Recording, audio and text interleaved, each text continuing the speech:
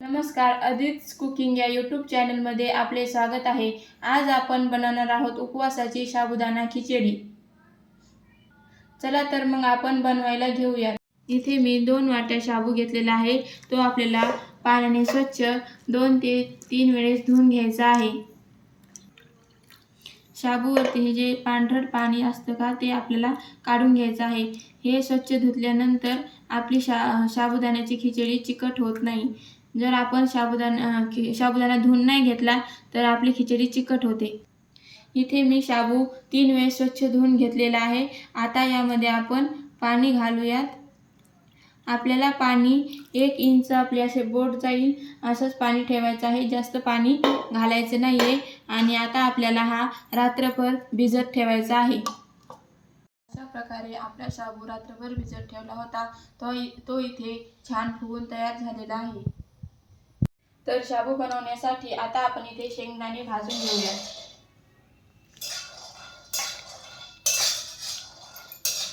शेंगदाणे छान भाजून घ्यायचे आहेत।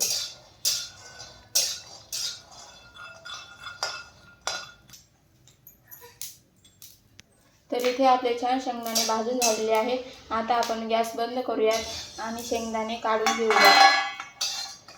शेंगदाणे थंड झाल्यानंतर आपल्याला मिक्सरमध्ये बारीक करून घ्यायचे आहेत। आपण कढई तापवून घेतलेली आहे, त्यामध्ये 1 पळी तेल घालूयात। तर इथे तेल गरम झाल्यानंतर आपण त्यामध्ये हिरवी मिरची घालणार आहोत।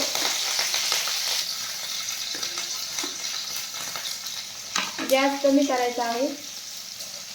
हिरवी मिरची छान तळून घ्यायची आहे। हिरवी मिरची तळल्यानंतर इथे मी बटाटे उकडून बारीक करून घेतलेले आहे, ते यामध्ये आपण घालत आहोत। बटाटे थोडे तळू द्यायचे आहेत।